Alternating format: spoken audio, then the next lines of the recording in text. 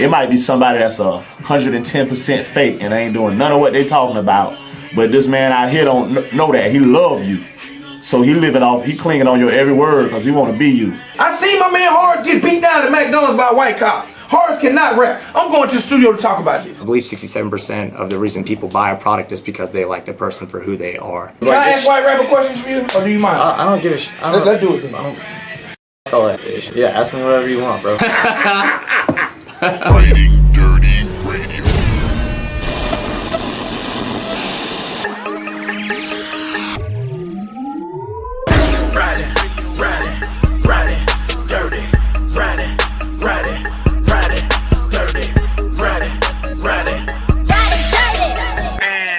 Like that. Is there somebody that you ask every African American that they will agree that this person is an Uncle Tom's?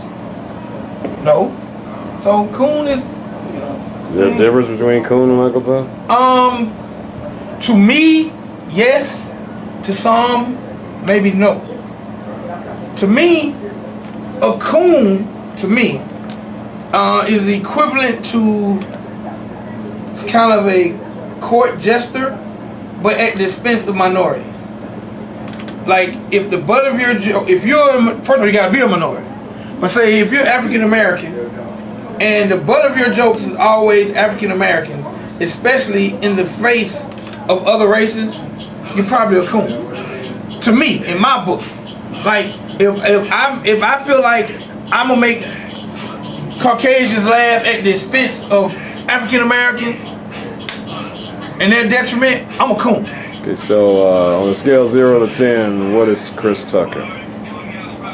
He's not a coon. We're not talking about comedians.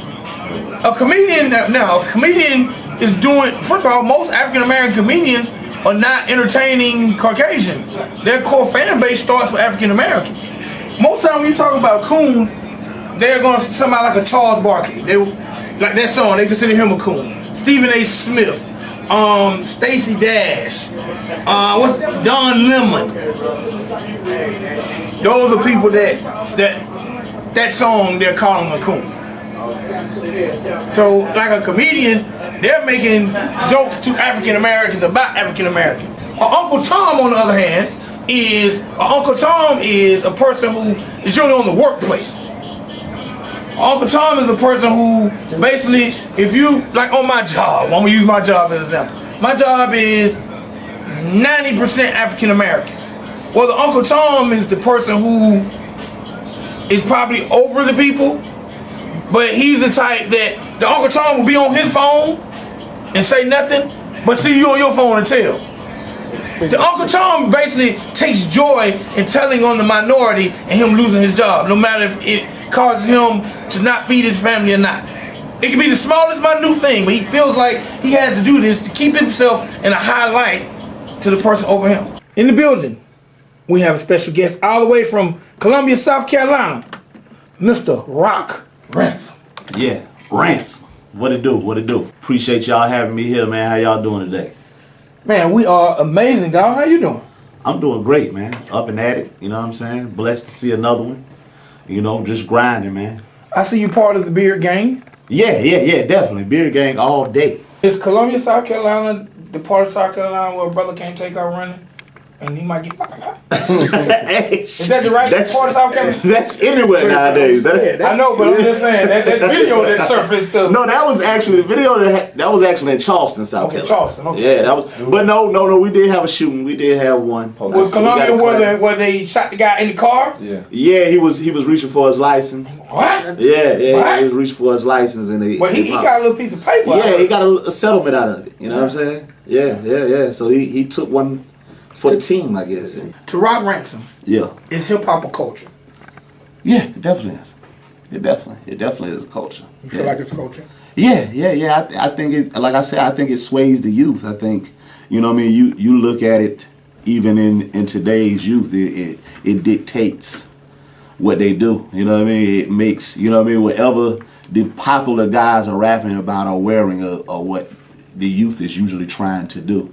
You know what I mean? So I think it definitely sways the culture. So I think we got to be mindful of that. I think today in hip hop, a lot of people aren't as mindful of the power that they really hold. You know what I mean? So yeah, it's definitely a cultural thing. What do you want people to take from your music? Man, what I want them to take music is about feeling, man. I just want them to just get that feeling, man. That feeling I get when I hear really good music that just, you know what I mean? Music might set your day off, you know, to a point where it motivates you to get through the day. So I just wanted people to be motivated by and to get that feeling, man. Just get that good feeling when you hear something that you love. You know what I mean? Just change your attitude. That's what I want you to get out of my music, man. I just want you to get the feeling, because that's what music is about. It's all about a feel. Well, I just think that, to be frank, like right now, it's just like we talk about, you know, indulging in so many, like, everything from illegal drugs, you know what I mean, you know, prescription drugs, which are illegal, you know what I mean, when they're not prescribed to you. So, you know what I mean, we just don't want to turn the youth into a bunch of junkies, man, you know what I mean? We don't want to turn them into a bunch of dope dealers either, but I just think we just need to be mindful a little bit of what we motivate the kids to do and the children to do, man, because believe it or not, you know what I mean, we role models, you know what I mean, whether they looking at us, it might be somebody that's 110% fake and ain't doing none of what they talking about, but this man out here don't know that, he love you, so he clinging on your every word because he want to be you, you know, he want to live your story, and believe it or not, it's a lot of kids out there that don't know better, we know it's a lot of fatherless youth and everything in the world, so I mean, we just don't take that into mind. I can't tell you that I go in there every time I'm in the studio and be like, I got to do this for little Timmy, you know what I mean, and stuff like that, but I'm just saying, overall, I think we need to be mindful of that. Man, these are stories of that's going on today. It's just nobody rap about it today. We see it on video camera. We see the cop kill black kids, and nobody raps about it because the average rapper ain't conscious even want to bring change now. But they was rapping about what's going on today then. It wasn't no camera phone though. It was rap music. So the Caucasian created a term gangster rap to make it a negative connotation. But really they just talking about what they were doing to us. But there are a lot of rappers who didn't live that lifestyle who just adopted the character, right? First of all, no one, and that's the one thing I'm totally against. Why does everybody rap have to have that lifestyle? If you're reporting, if Horace got beat by the police, you mean to tell me I have no right to tell Horace's story? He can't rap. But I need the kids to know what the police doing. I seen my man Horace get beat down at McDonald's by a white cop. Horace cannot rap. I'm going to the studio to talk about this. The whole concept, and I don't know where that came from, or if you gotta live what you rap, is the wackest, most ludicrous, ignorant thing we as African Americans has adapted. Because country singers don't have to live that life. Rock and rollers don't have to live that life. But rappers, we gotta live what we rap about. I think that's crazy. But look at the difference between the times you're talking about it now. Back then, it was considered, I guess, a sin to bite somebody else's style or to bite somebody's swagger. So you could have an NWA and have a Public Enemy. You could have a Run DMC, you could have a Houdini, you could have an LL Cool J. And none of these guys, even though they're all rap, were talking about the same thing or even had the same image. You could have a Kool Moe Dee who was the educated rapper. You know what I'm saying? Because he had a college degree. You could have an Ed O.G. and the Bulldogs, you know, who was from Boston talking about their life in Boston being middle class kids. I mean, but somehow or another, it got, after 93 and the rise of, I hate to say this, the Death Row situation in West Coast rap, it got perverted. Actually, you know what? I'm glad you said that. To me, Death Row might be the beginning demise of hip hop when it comes to that violence. Because if you go back to King T, even Dr. Dre pre-Death Row, like you didn't have cats feeling like Death Row brought in that element of violence. Oh, you getting beat up at the studio and oh, Suge Knight hung Vanilla Ice out. Like it was only up until Death Row people started, like things might have went on, but you didn't hear people just openly bragging about it. Right. Like to me, Death Row ruined Tupac. I agree with that. So it was, Death Row brought in that element of, we gonna keep it real. We really gonna beat Charles up for filming us. Like if that stuff happened, like you didn't hear about it until Death Row. Like they took pride in, oh, you stepped on Suge Knight logo, you getting beat up. Yeah. We're gonna take you to that room over there and beat your ass. And Lord knows, had Death Row been alive during social media, Oh my God, they really would have ruined hip hop. Ridin Durty Radio.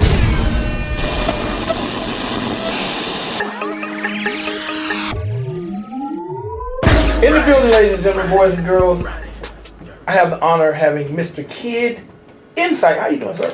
I'm great. How are you doing, Vic? Thank you. You know what that was? That was a round of applause. Otherwise known as? A hand clap. Ass clap. So you were talking about Pinky and you got it confused. Yeah, that's what happened, man. Listen, I can't even come back from it. We're going to go past it. I said I wasn't going to touch you anymore, so I'm not going to. How you doing, sir? I'm great, man. Appreciate you having me. Kid came from the fact that I'm just a young soul, a young spirit, and So when you get older, will you be old inside? I'm still gonna be doing dumb shenanigans and acting ridiculous. Yeah, and hopefully still getting excited. Really? Not shooting blanks. What is your mission on Earth? To spread a positive message of being okay with, or accepting who you are, being yourself, not conforming to what society thinks you should do or how you should live your life, and ignoring the people that bring any negativity onto whatever it is that you believe, so long as it's a positive message. I heard my first Mac Miller song, Kool-Aid and Frozen Pizza, and from there it was just a rap. That's when I knew I wanted to write music. I thought our last guest made me feel old. But you made me feel even older. Yeah. Because one of your first rap remembrances is Mac Miller. No. That's one of the influential artists. What? No, I'd heard rap before that. I said that wrong. Okay. What I'm saying is when I heard him rap, he made you. That's what made me want to do rap. Yeah. Yesterday we went ding dong ditching, and I'm 25 years old. First of all, I don't even know what That sounds like what the white boys, what I grew up used to call in knocking. What is that? Ear knocking? In knocking. I can't say that extra word. Where you go ring the doorbell and run. So what you talking about doing? Absolutely. Yeah. Oh, so you was ringing people doorbells and running? Yeah. At like 4 a.m. Really? Yeah. No, but we weren't it wasn't just ringing. You got to knock the hell out of the door. And then run. And then run. And you was doing that. You're 25 years old, man. Told you, I'm a kid, bro. Young spirit. Your parents know you got ding dong knocking? Oh, yeah. I ain't gonna lie, I thought you was talking about something else. I was really scared. Yeah, my parents are on Snapchat, so they see all the dumb stuff I do. Your parents are on Snapchat? Yes. Your parents are probably frustrating. younger than me, Huh? Are your parents younger than me? They're in their 50s. And they're on Snapchat? Yeah. Why is your mom and dad on Snapchat? I don't know, bro. I don't know. I wanted to go into the military. That was my initial plan from day one of middle school. What branch? Marine Corps is what I wanted to do. Really? Yeah. And what was your fascination with Marine Corps? I wanted to do something greater than myself and give back to or protect the country that is the most fantastic place on the face of the planet. And what made you change your mind? I actually got a back injury, or want to say around my 3rd year of college. Vertebrae slipped out of place. Are you in the sports? Were you in the sports? I did all the off the wall sports like kickboxing and Muay Thai and BJJ and all that fun stuff. Oh, so you know how to fight? I never did what is it called? Football, basketball, yeah, baseball. like all that jazz. So you know how to fight? I wouldn't say that. It's been a couple of years since I trained. I mean, but you can protect yourself if need be. Yeah. You're a Caucasian rapper. What has been your obstacles doing that? Like maybe some of the shows that I try and do when I know my music's different than the majority of music that might be being put out or that might be at that particular show. So different fan bases are going to be there, and not having like a fan base that likes the style of rap that I'm doing. But I'm not even saying it has anything to do with The color. exactly. Can I ask white rapper questions for you, or do you mind? I don't give a shit. Let's do it then. I don't all that shit. Yeah, ask me whatever you want, bro. Do you make your music for black people? I make music for anybody that feels like they don't fit in. Okay, cool. Because I hate white rappers, but I don't hate nobody. I hate white rappers who make nigga music. Because I'm here to tell every one of them, your kid, your fucking little whites, your goddamn. First of all, every white rapper with a white metaphor in their name, from snow to cocaine, all the who make nigga music, you're preaching to the choir because the blacks are never going to accept you. I think Eminem is one of the greatest rappers alive, and I can find 1 million black people who will argue me that point. Because they'll feel like he was white and he got a pass. Yeah. And I disagree. That nigga's dope. All the time. I be arguing with folks about that all the time. So, I'm just saying that as a black person, if I managed a white rapper and you made nigga music, I was like, you dumb motherfucker. They don't want you. Yeah. But I'm not saying you shouldn't rap. Make rap for people who look like you. Music was different then. Yeah. It was like the only white rapper. At the time it was 2, Third Base and damn Beasties. He didn't really get a pass at the beginning. First of all, you know the one who? Third Base? Right. And you know what really kind of got them? It's just that rap is so big now. Third Base came along in an era where if a rapper, you supported him. No, he's asking the guy because you said they feel like Eminem got a pass. I don't really feel like he got a pass. The people who argue the Eminem point probably know who Third Base is. You know, so Everlast get a pass. I'm just got, you know. That then started selling till he started making music for House of Pain.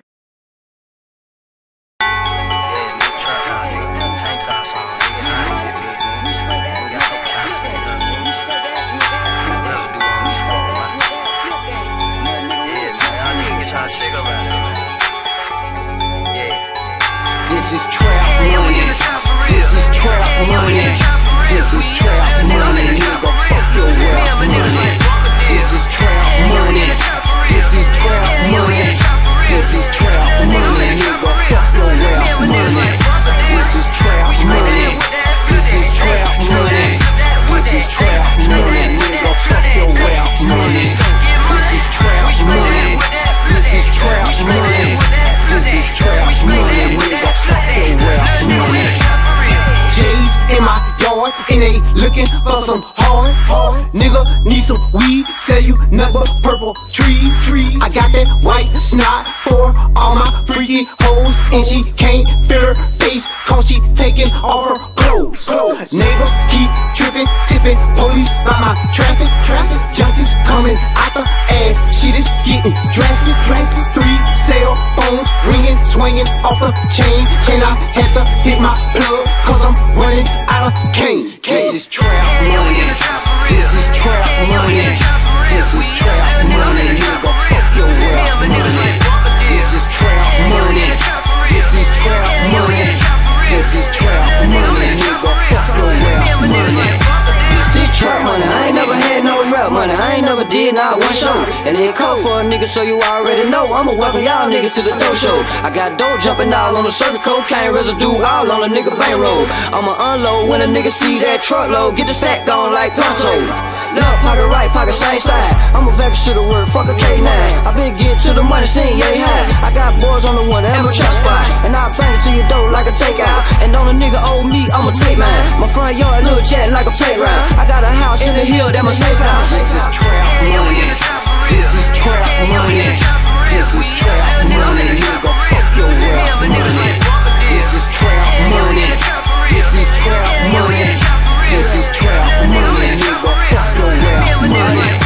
This is trap money. My flag out, standing tall like a lighthouse. Mac 9 shoots the lights out, leave you out bad like a steakhouse. Walk home, take the safe route. We'll drive through, you get taped out. Gucci down, but I'm G'd up. Track the truck, now read up. Y'all broke niggas, y'all bankrupt. My life packed, your checks up. Pop quick, come test us. Pop quick, come test us. Won't roll with a G, getting a knock off for a heavy key. Breakers conduct for the police. I walk around with the bomb on me, it's a gangsta party. This is trap money. This is trap money. This is trap money. Nigga,